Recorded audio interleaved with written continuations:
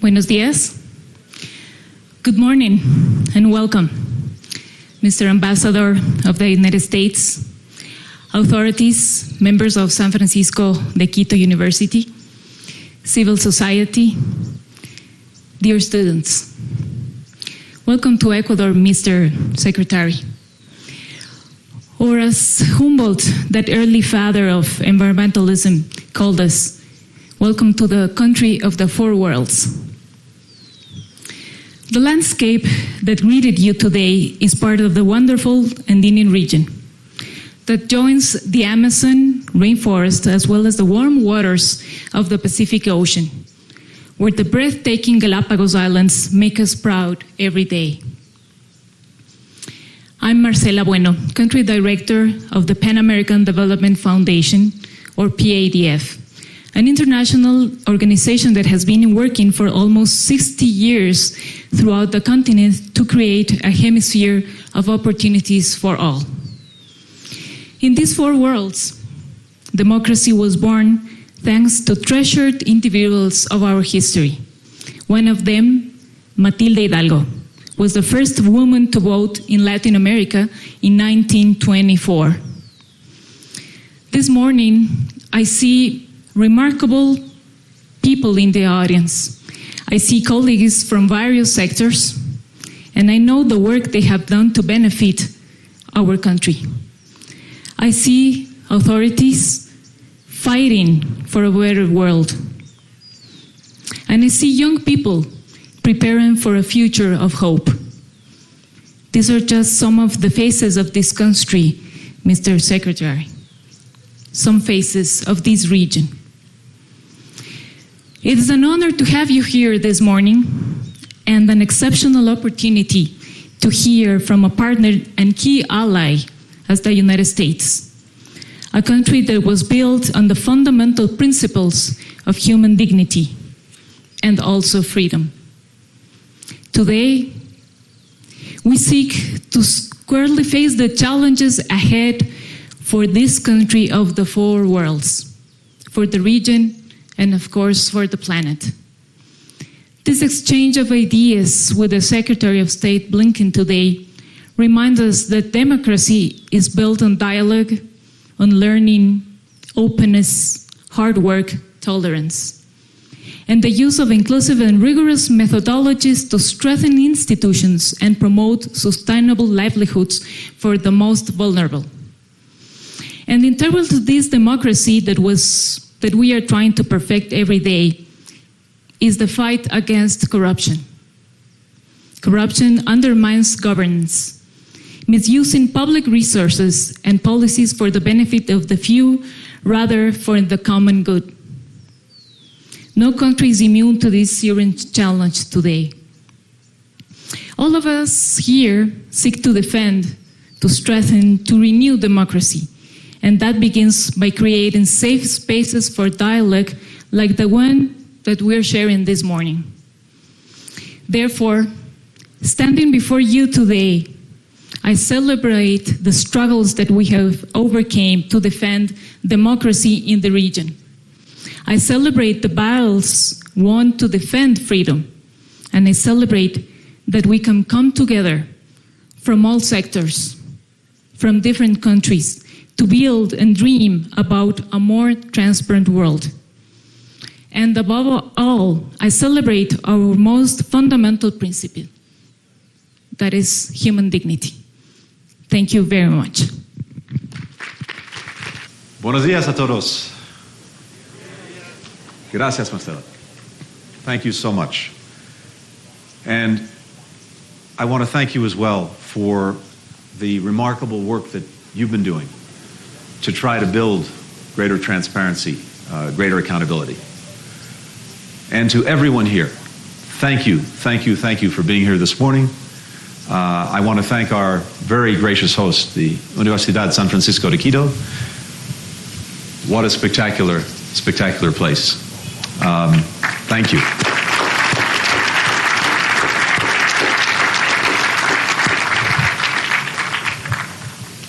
Let me start, if I can, by telling you why I've come here to Ecuador on my first visit as Secretary to South America. There's a thread that runs throughout every part of United States policy, domestic and foreign, and that is working to make democracy work for all people. That's the focus of this trip as well, because the ability of our democracies to close the gap between what we promise and what we deliver depends in no small part on what we do together to make it better. And that we includes not just governments, but the people we serve. And there's something important to be learned from Ecuador, from Colombia, where I'll travel next, and from the region more broadly when it comes to understanding the challenges facing democracies and how we can overcome them. Let me start with an example.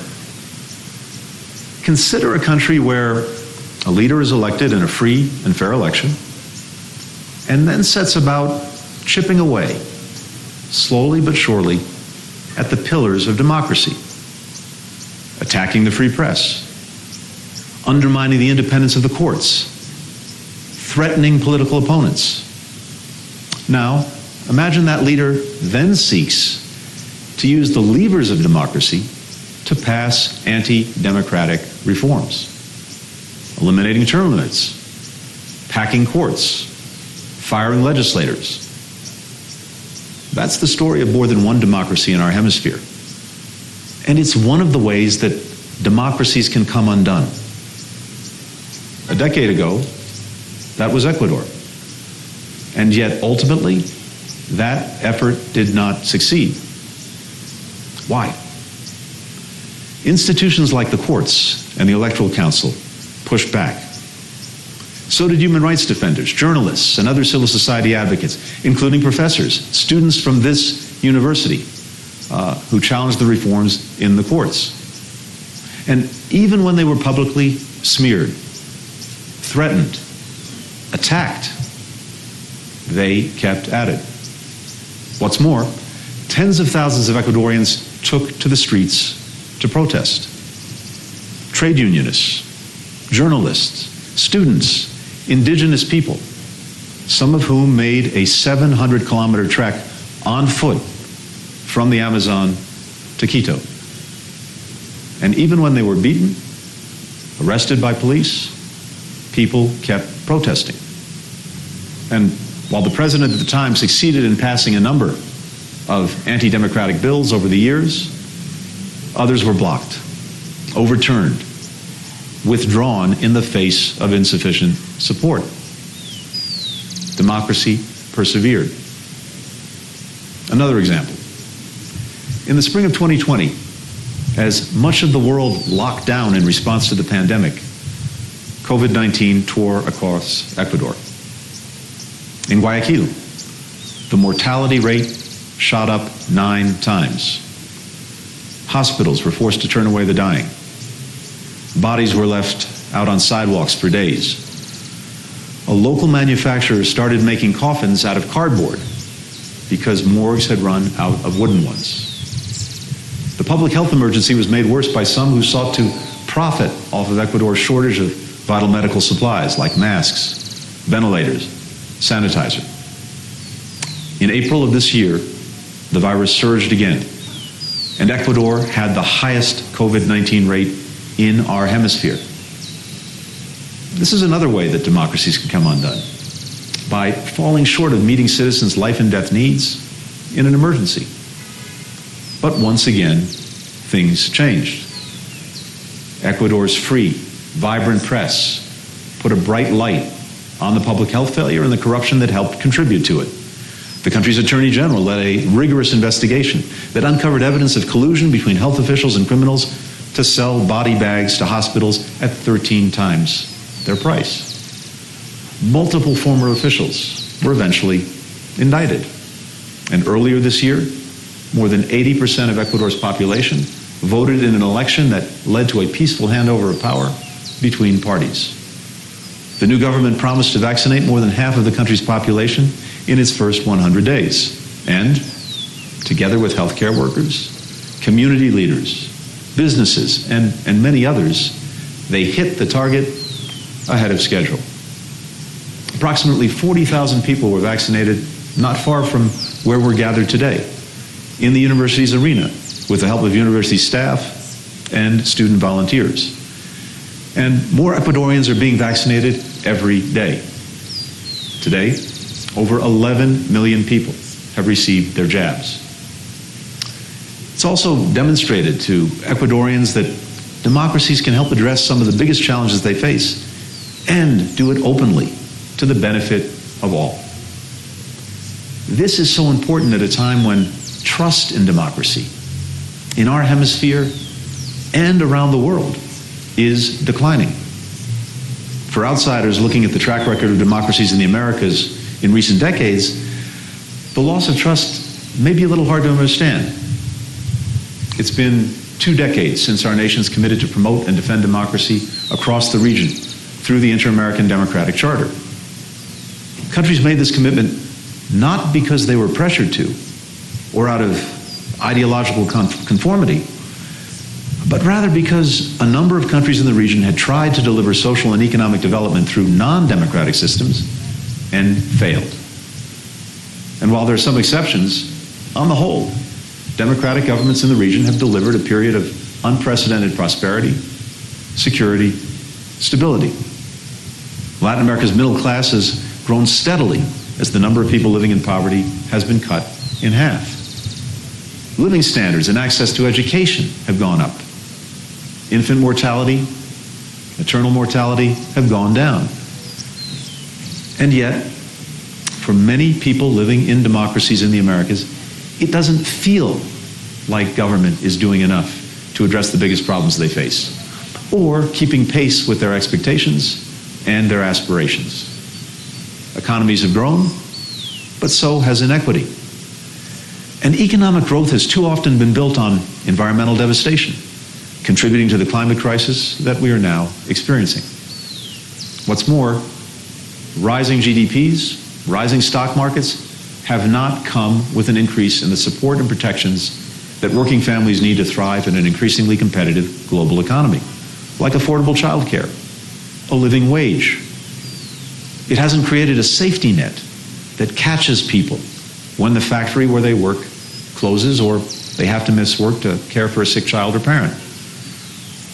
All of these problems have been worsened by COVID-19, which has hit this region harder than any other, and underscored just how vulnerable the gains of recent decades are. Latin America and the Caribbean account for about 8% of the world's population, but the region has 32% of COVID-19 related deaths. If you add in the United States, we account for more than half of the world's COVID-19 deaths. The economic effects have also been devastating. Latin America's economy contracted by nearly 8% last year. Again, the largest decline of any region in the world. And the number of people living in poverty rose by 22 million. The region's schools have stayed shut longer than any other, with 2 out of every 3 children still not back in classrooms. And as with every part of the world, underserved and marginalized communities are the ones that are hardest hit. Here in Ecuador, that means indigenous communities, people of African descent, women and girls, LGBTQI people, low-income people, most of whom work in the informal sector. By turbocharging all of these long-standing problems, COVID-19 has accelerated skepticism among citizens that democracy can deliver when it matters the most. Last year, 70% of Latin Americans were dissatisfied with the way democracy works, up from approximately 15% in 2013. And it's not just our partners who are experiencing this. In my country, in the United States, nearly 60% of people are dissatisfied with the way democracy is working. So we find ourselves in a moment of democratic reckoning. And the question for all of us who believe in democracy and who believe its survival is vital to our shared future, the question is, What can we do to make democracies deliver on the issues that matter most to our people? So today, with your indulgence, I'd like to highlight 3 issues that the United States sees as critically important to answering this call, particularly for our own hemisphere. There are areas where we come with ideas, but just as important, we come to listen with humility. The humility is in part because we know there is so much to learn from our neighbors. And it comes in part because we know that the United States has not always practiced what it preached in our hemisphere, that there are times in our history when we supported governments in the Americas that did not reflect the choice or the will of their people and did not respect their human rights. The first challenge, Marcella talked about this, the first challenge is corruption, which is a daily reality for people around the world, including in the Americas. Corruption is estimated to cost up to 5% of global GDP. It stifles growth.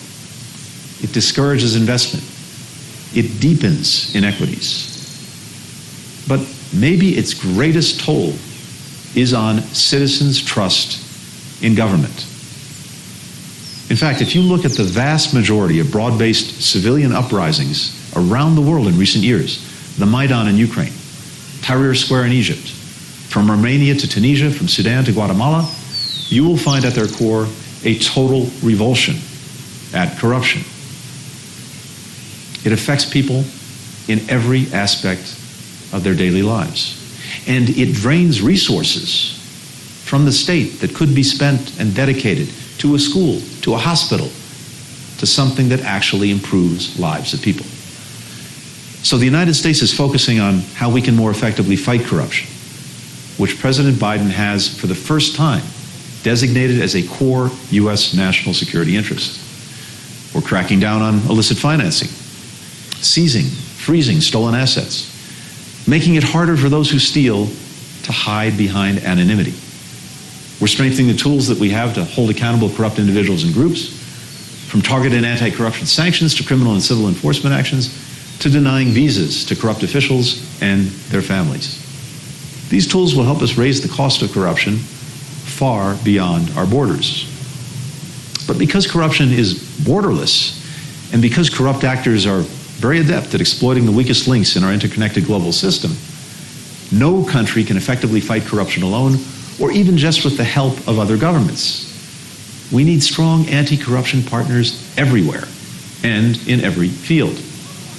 That's why we're developing new tools and programs to enhance the capacity of partner governments, investigative journalists, anti-corruption campaigners, businesses. It's why we're deepening our collaboration with the European Union, the G7, the OECD, and other groups of countries that share our commitment to tackling this scourge. That's why we're holding ourselves and our partners to the Lima commitment we made at the 2018 Summit of the Americas, where we all pledged to advance democratic governance against corruption in concrete ways. Across these efforts, we're taking a hard look at what works best in fighting corruption, a question at the heart of a comprehensive review that agencies across the U.S. government are currently undertaking at the instruction of President Biden. What we learn will help inform how we focus our energy and resources going forward, at home, across the Americas, around the world. The second challenge is civilian security. For decades, the United States has made massive investments in reducing violence in the hemisphere through combating transnational criminal organizations. And for good reason. Latin America and the Caribbean is the most violent region in the world. But our record on partnering with the region's democracies to improve civilian security has been mixed. That's because often we tried to fix the problem by relying too much on training and equipping security forces and too little on the other tools in our kit. We focused too much on addressing the symptoms of organized crime, like homicides and drug trafficking, and too little on the root causes. We're working to correct that imbalance. We're doing more to expand economic opportunity especially for underserved populations who might be drawn into illicit activity because they feel they have no other choice.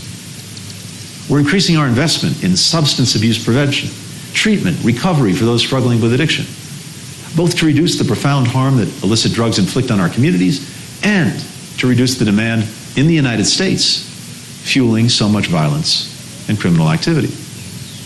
We're supporting community-based violence prevention efforts, which empower the local actors who are caught between violent criminal organizations and abusive security forces, and give them the tools to repair the social fabric of their communities. And we're continuing to invest in shoring up the rule of law, training prosecutors and judges who are crucial to investigating and prosecuting these cases. This emphasis on root causes is at the heart of a series of high-level economic and security dialogues that we convened over recent weeks with the government of Mexico.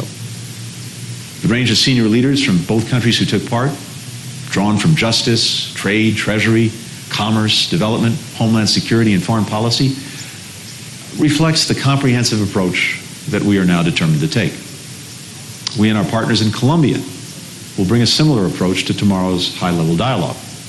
And, as I discussed with President Lasso yesterday, we believe a similarly holistic approach to citizen security, one that is not overly reliant on security forces, is most likely to be effective here in Ecuador as well. We've seen the state of exception that President Lasso declared earlier this week, and the President and I had a chance to discuss it yesterday. For the United States, I made clear that we understand that there are times democracies need to take exceptional measures to ensure the safety and security of their citizens. But it is essential to balance that need against the need to respect the human rights of all citizens. It's also crucial that these measures are designed and implemented in accordance with the rule of law, limited in scope and duration, and subject to oversight and judicial review. The security forces that carry out these measures must abide by international standards and be held accountable when they are not doing so. Without these limits, we've seen how the exception can become the rule, how efforts aimed at protecting citizens from one threat can leave them vulnerable to another.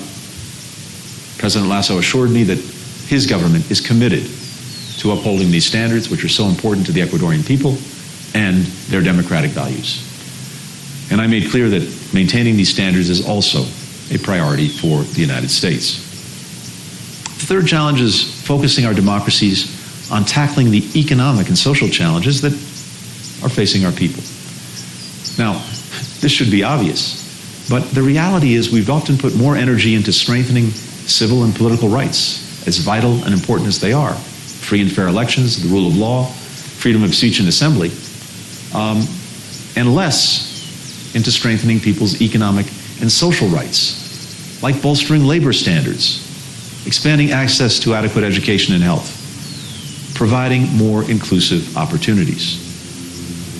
People across our hemisphere are demanding that we do both, and the United States hears that call. That's the idea behind President Biden's efforts to make a once-in-generations investment in our working families. It's the idea driving massive investments the United States is making in improving the lives and welfare of people around the Americas. Since 2020, we've invested more than $10 billion in Latin America and the Caribbean through the International Development Finance Corporation. That, in turn, leverages billions more in private sector investment. Here in Ecuador, for example, we're working with the Banco de la Producción to catalyze $150 million in loans to small business. Small business, we know from our experience, from your experience, is a primary driver of growth and the best way to give people jobs.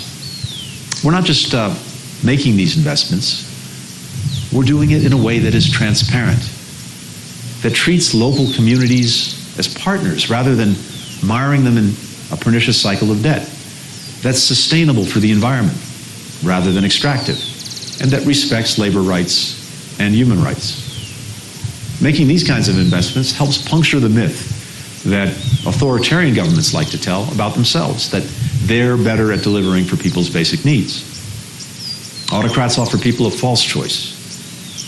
You can either have basic civil and political rights, or you can have a higher standard of living. But for all the promises autocrats have made about improving people's welfare, their track record, that tells a different story. But just because democracies may be performing better in the hemisphere doesn't mean we're doing well enough by our people. And that's especially true for underserved populations. Deep, long-standing discrimination is rife in our democracies. The roots of this injustice run deep, all the way back to slavery and colonization. And the United States story is inextricably bound up in this history in ways that are humbling, because of the role our nation played in perpetuating exploitation and racism, and at the same time inspiring, because of the generations of Americans, including so many people today, who've dedicated their lives to beating back the ugly legacy of racism and all forms of discrimination. Racism makes democracies less prosperous, less stable, less equitable. It fosters polarization and distrust. And it robs democracies of the strength, the innovation, the creativity that can be drawn from diverse and inclusive communities and workplaces. It requires a concerted, urgent effort on the part of all of our communities and institutions to address this challenge, including government institutions like the one I lead, where one of my top priorities at the State Department is ensuring that our diplomats reflect America in all of its remarkable diversity. Our foreign policy will be better for it as well. The Universidad San Francisco de Quito has something, I think, to teach us about this. Since the founding of this institution, the university has made promoting equity and inclusion a core part of its mission. Every year, the university makes it possible for hundreds of indigenous and Afro-Ecuadorian students to study here, groups that have traditionally been underrepresented in higher education due to chronic underdevelopment and unequal access to opportunity. Every student who attends this university gets a better education because of its more diverse student body. So while we see real challenges in our democracies, we also have no doubt about the best way to tackle them.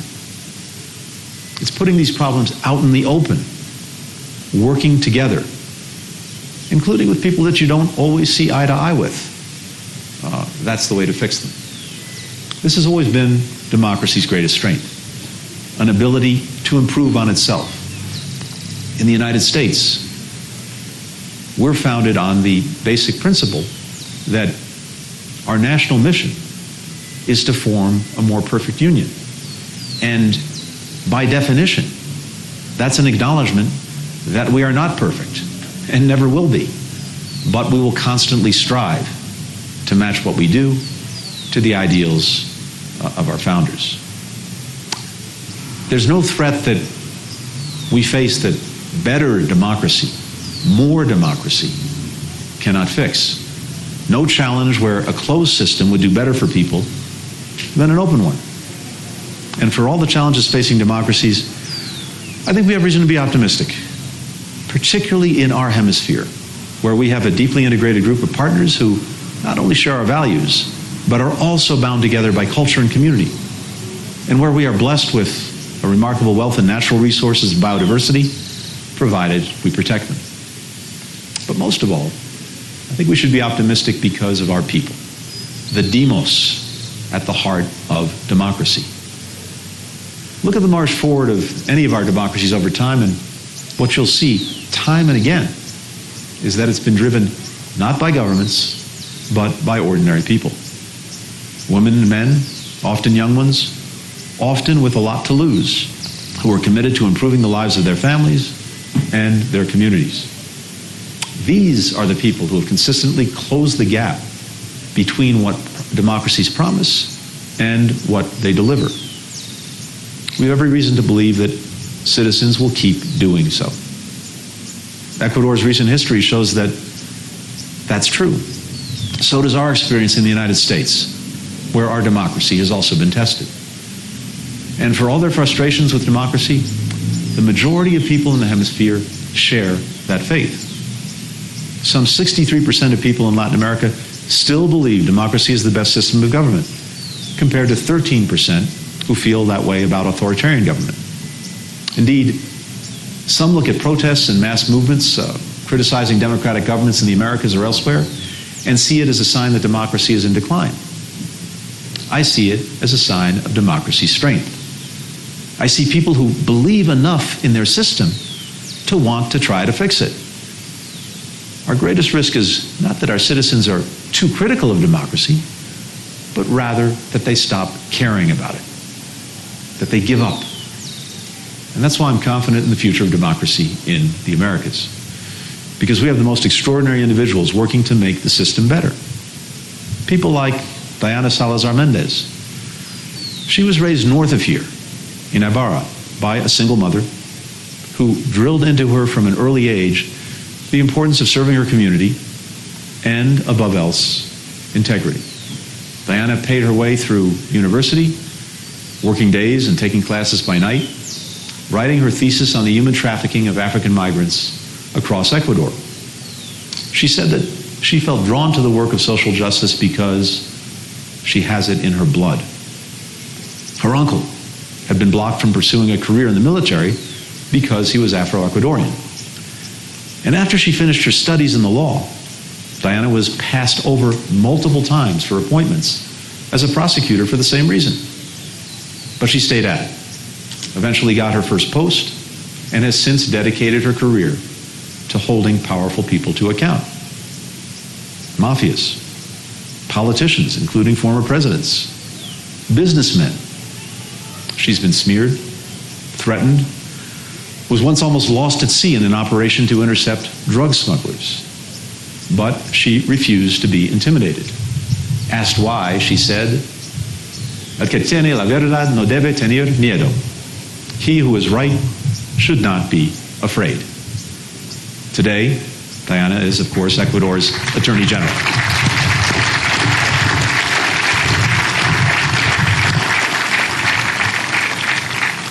And people like Nina Walinga, a leader from Ecuador's indigenous Quechua community.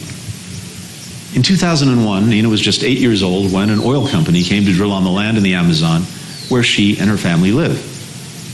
Her mother and aunt led the community in opposing the project.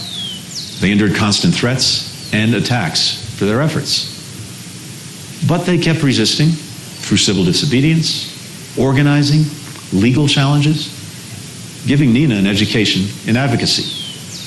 When, after a decade, her community's case finally made its way before the Inter-American Court, 18-year-old Nina spoke in the hearing on the part of the community. The court ruled that Ecuador must consult indigenous communities before licensing oil companies to do business on their land. Almost a decade later, Nina helped lead a group of indigenous women in collecting more than 250,000 signatures, demanding that the government investigate the systemic attacks against women defenders of the Amazon. A petition that was handed over to the Attorney General of Ecuador, Diana Salazar. Just think how improbable it is that the trajectories of these two extraordinary women would intersect. An Afro-Ecuadorian, once passed over for an entry-level prosecutor job because she is black. An indigenous leader who struggled to give her community a say in its future began when she saw her community invaded as an 8-year-old girl. And yet the meeting of their paths is emblematic of the singular strength of democracies to be shaped by individuals. One working from inside of government, the other from outside, but both coming from places where so many odds were stacked against them. Democracy works. It evolves. It improves on itself because of people like Diana and Nina. People who experience firsthand the consequences of a system that doesn't work the way it should, who see the gap between democracy's principles and its practices, and decide to dedicate their lives to bettering it anyway, for people like them and for generations to come. And it works because they don't give up. They tenaciously defend every centimeter of progress that's been made, knowing that the forces seeking to weaken democracy are just as relentless. Autocrats will never stop plotting to take power. The corrupt will never stop looking for ways to profit at others' expense. Just look around.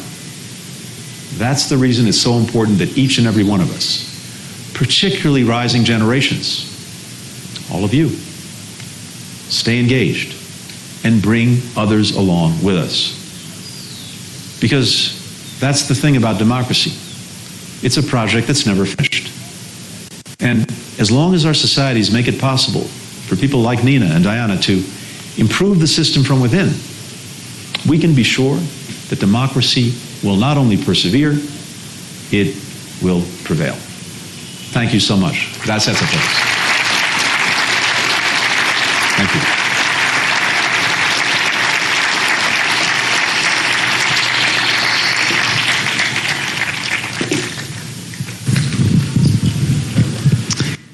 Thank you very much, Mr. Secretary. And so, now we have a chance to have a little conversation with you. So, to start this conversation, you were talking about some of these things, and I would love to know, what do you think about young people in Ecuador and in the region? Considering the social protests that you were mentioning and that have occurred in Latin America in the recent months and years, and the serious cases of corruption in various countries, and the growing wave of migration, it is evident that the region is going through very, very difficult times. And this situation was exacerbated by the pandemic, which changed almost everything we knew. What message would you share at the regional level, especially with young people, so that democratic values and the fight against corruption become a priority for life? So, thank you, Marcela. I think I'd say a few things. First of all, as we were just discussing, what I think we've seen time and again in our common history is that young people, with their energy, with their enthusiasm, with their openness to new ideas, are drivers of change. And our societies simply don't advance without that. Those of us who do our jobs for a few years or a few decades or more, even when we try really hard, we sometimes become a little bit set in our ways. We have a way of doing things, a way of thinking about things. That constantly needs to be challenged. And the people who challenge it the best usually are younger generations, because just because something has been done one way for the last 50 or 100 years doesn't mean it has to be done the same way for the next 50 or 100 years. So it's hugely important, especially for those of us who are in positions of responsibility, whether it's in government or in the private sector or at NGOs, to make sure that we are hearing from, listening to, engaging with younger generations. That's the first thing. The second thing is, to your point, all of us in different ways have had a once in generations experience with COVID-19. And as we were talking about, that's only put a brighter light on so many of the challenges and inequities that our societies face. But I hope that we can approach this moment with the spirit of trying to find, in crisis, in catastrophe, actual opportunity.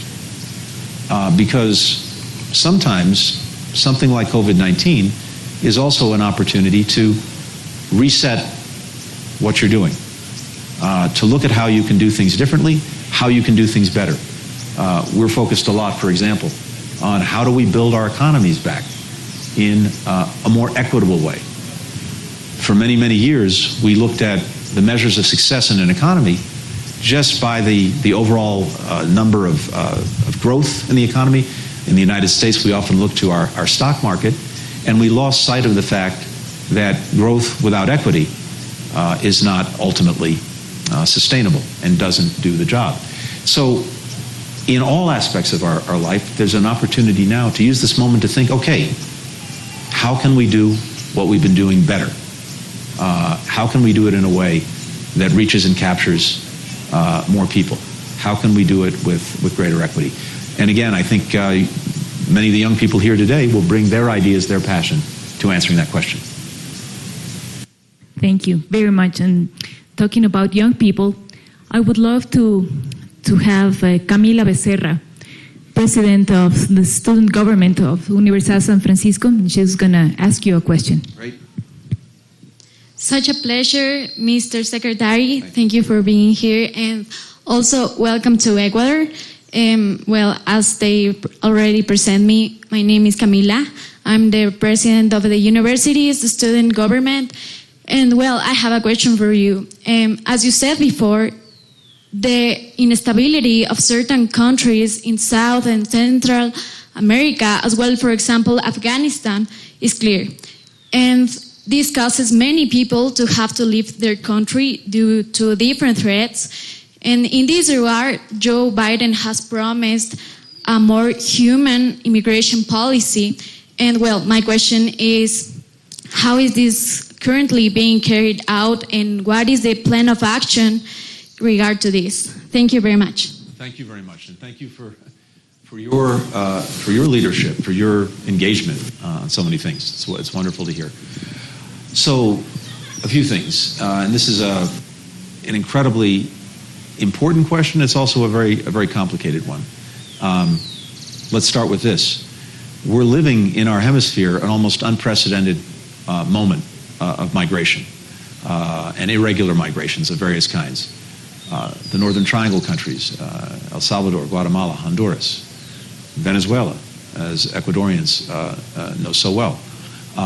Haitian populations, not only from Haiti, but many residing in Chile and Brazil, Ecuadorians. And all of this is coming together for a whole variety of reasons, to include the fact that, as we were saying, COVID-19 has had such a devastating economic impact that it has denied opportunity in places where opportunity was already lacking. And then, of course, with the relative lifting of COVID, that's created an environment in which people have felt like now is the time to try to do something else. So that's one aspect of things. It's almost unprecedented. That means that we have to find ways to address the challenge together, because no one of our countries addressing it alone is going to succeed. We have to have a sense of shared responsibility and common action.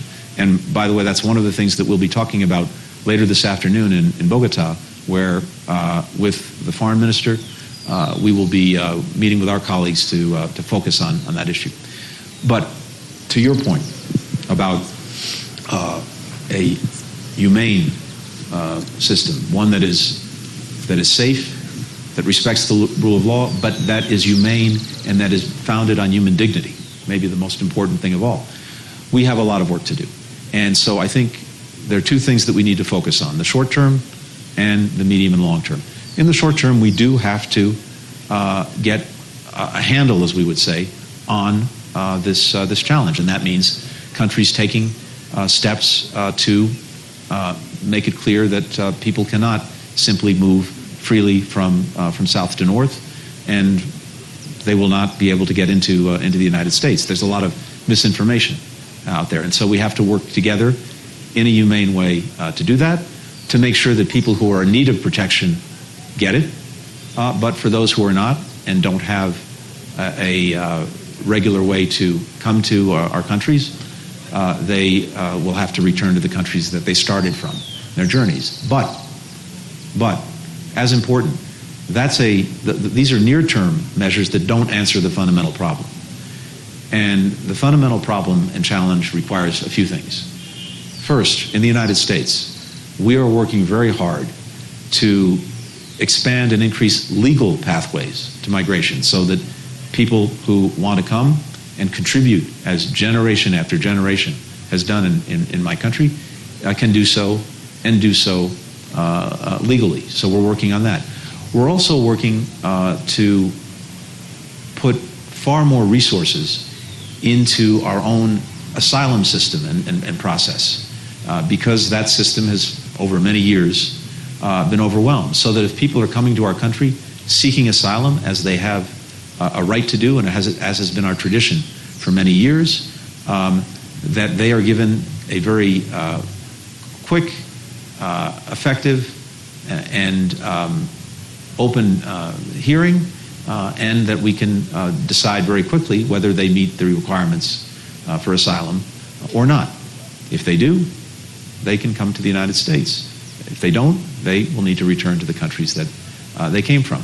But that requires us to put a lot more effort and resource into the system. Finally, and maybe most important of all, if together we are not addressing the root causes of what is motivating people to move, to leave, then we really will not get at the challenge.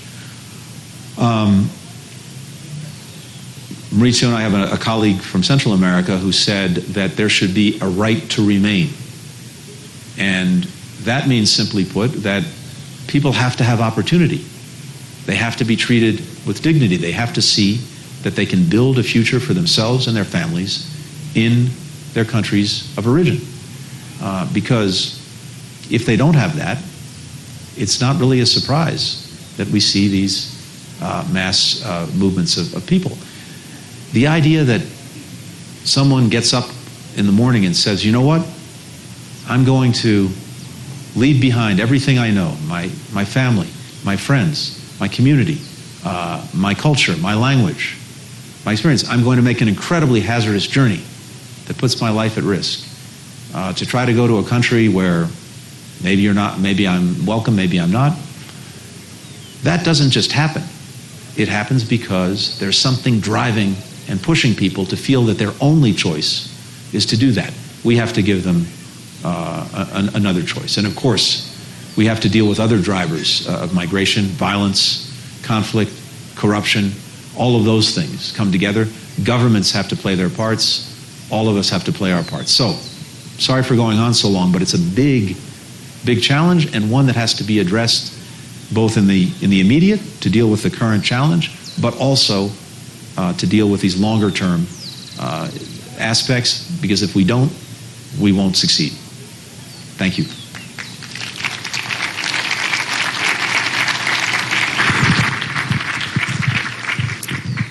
Mr. Secretary, you're surrounded this morning by wonderful women, let me tell you.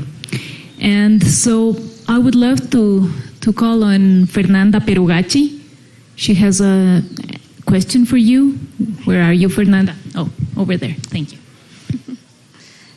Alipunja Tukuya Kaiman Tandanajomushka. Muy buenos días con todos. Soy Fernanda Estefanía Perugacci, Panamá. Vengo representando a uno de los pueblos originarios de aquí del Ecuador. Vengo de la provincia azul de Imbabura, Cantón Otavalo, de una comunidad rural, Tangalí. Soy hija del sol, quien hoy le recibe, Señor, en esta mañana. Bienvenido al Ecuador. Vengo acompañada de mi madre, quien es una inspiración para mí. Es una mujer partera, quien rescata las prácticas ancestrales en el tema medicinal.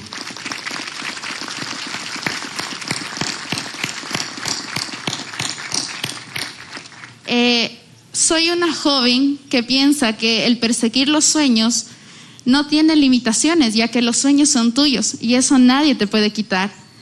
He buscado y he encontrado la oportunidad al salir de mi comunidad, el participar en diversos programas que nos apoya la Embajada de Estados Unidos, de la cual yo estoy muy agradecida, ya que ha sido una de las principales motivaciones para continuar en esta lucha, se podría decir, en donde nosotros como jóvenes de los pueblos estamos motivados a dar voz, a ser estos pioneros en el sentido de la educación, en el sentido de la igualdad de género también. Entre ellos, mi pregunta más bien va relacionado al tema. Sabemos muy bien, Estados Unidos es uno de los países que fomenta la igualdad de los derechos humanos. ¿Cómo ahora, después de toda la pandemia, la afectación que tuvimos, trabajará, ¿no?, en la mejora o en el apoyo a la equidad de género vista desde el ámbito de la educación?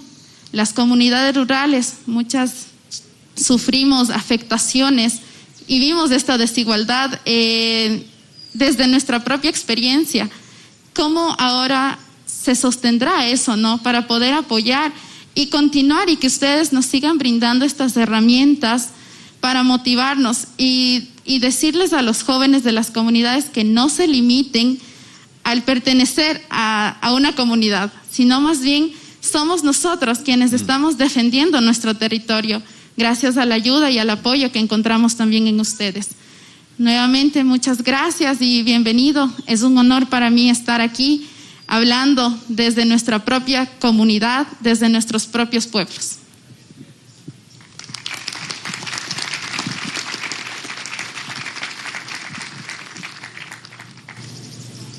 Well, let me first say it's my honor to hear from you and to be with you today, to be with your mother today. Thank you for being here. Thank you for sharing that with all of us. And thank you for what you're doing every single day.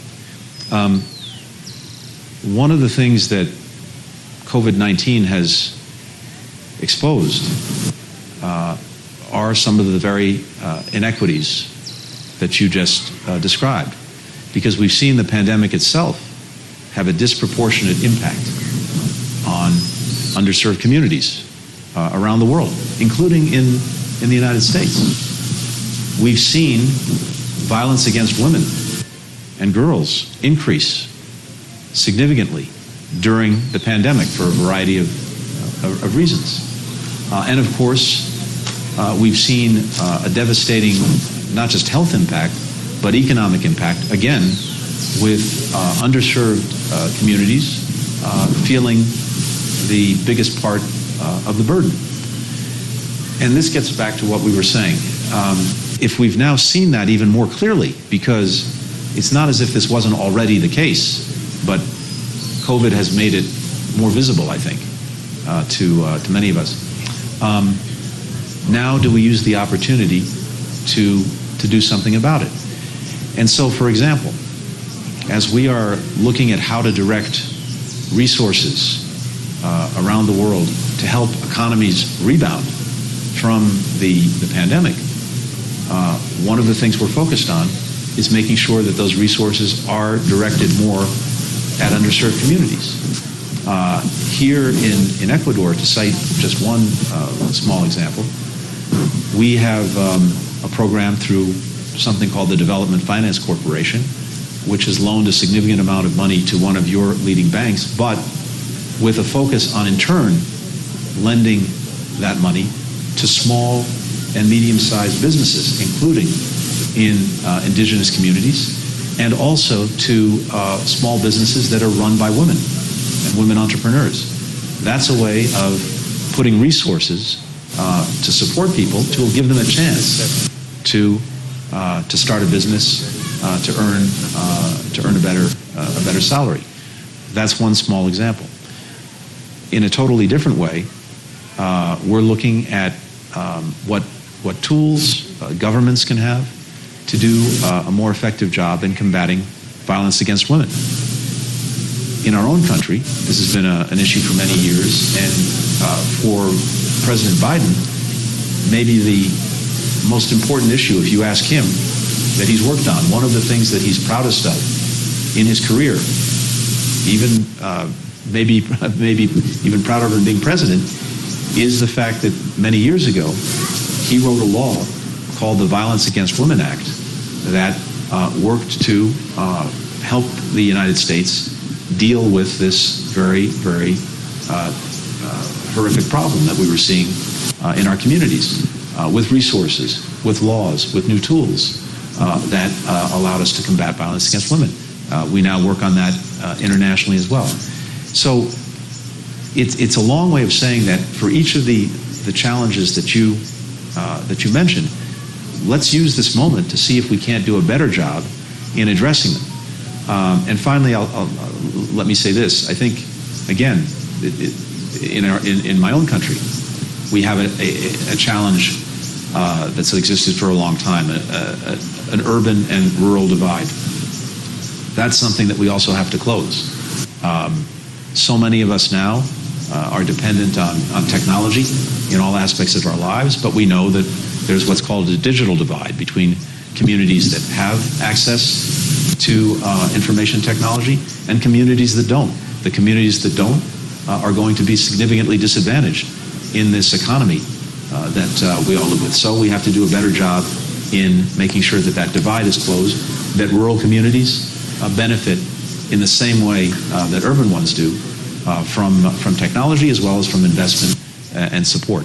So in many of these ways, we have a lot of work to do, and it's so important that you put the spotlight on it and help us do it. Thank you.